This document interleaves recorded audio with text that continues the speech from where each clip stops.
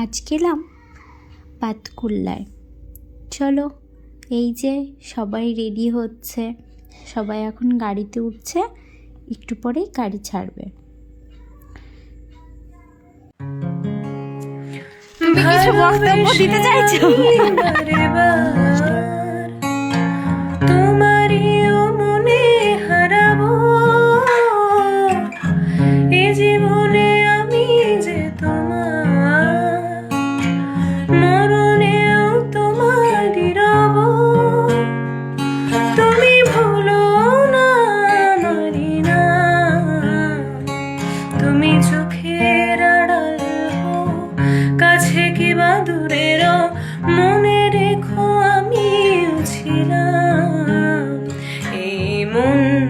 তোমাকে দিলাম, এই প্রেম তোমাকে দিলাম।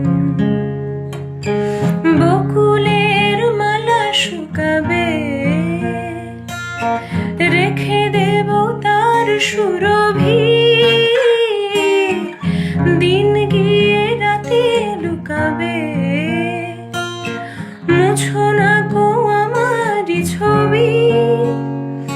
আমি মিনতি করে গেলাম, তুমি চোখের আড়াল হও, কাছে কিংবা দূরে রও, মনে রেখো আমিও ছিলাম এই মন তোমার। এই যে পৌঁছে গেছি আমরা, আমাদের যেতে অনেকটাই সময় লেগে গেছে। তো পৌঁছে যাওয়ার পর আমরা চাষের জমি এবং এত সুন্দর পরিবেশ দেখে নিজেকে আর আটকে রাখতে পারিনি। তো আমরা ঘুরতে বেরিয়ে গেছিলাম সবাই মিলে। তো ঘুরতে এসে দেখি দূর থেকে প্রায় দেখছিলাম, তো আমি বললাম চলো দিদি কাছে যাওয়া যাক, একটু ঘুরে আসি ক্ষেত থেকে। বললো যে ঠিক আছে চলো। গিয়ে দেখি বাহ, বেশ রজনীগন্ধার ক্ষেত। তো ওনারা আর কি আমাদের বারণ করছিলেন যে দূর থেকে দেখুন। তো তাও আমরা বলছি না চলো, এসছি যখন একটু দেখে যাব। তো গেছি, গিয়ে দেখলাম। একটু স্পর্শ করতেও বারণ করা হয়েছিল যে স্পর্শ করবেন না, তাও আমরা গিয়ে দেখি। টুবজি রানী তো বেশ মজা পেয়েছে, আমাদের জামাই রাজা হাজির নিয়ে যাওয়ার জন্য। তো জামাই রাজা বললো যে চলো তোমাদের একটু ঘুরিয়ে আনি জায়গাটা। তো বেশ আমরা তো ভারী মজায় টোটোতে উঠে গেছি। দেখেছেন হাসি, দেখুন খুব আনন্দে আছে। আর এত সুন্দর পরিবেশ, মানে হয়তো শব্দ দিয়ে কোনো ব্যাখ্যা করা যাবে না।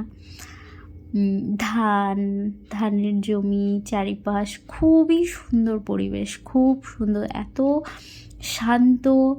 এবং ওই যে বললাম, শব্দ দিয়ে হয়তো এটাকে ব্যাখ্যা করা যাবে না। চারিপাশটা এত সুন্দর, এত স্নিগ্ধতা, সবুজে ভরা, আলাদাই একটা মনে না, আলাদাই একটা শান্তি। একটা ঝিল, সম্ভবত ঝিলই প্রায়, হ্যাঁ ঝিল। তো এখানে না শাপলা ফুল হয়েছিল, খুব ভালো লাগছিল দেখতে, খুব সুন্দর লাগছিল। সবাই ভীষণ ভালো আনন্দ পেয়েছে, মজা করেছি। এবার চলে এলাম খেতে। তো একটু ব্যস্ততার মাঝে থাকার জন্য খুব বেশি একটা ক্লিপ নেওয়া হয়নি। আর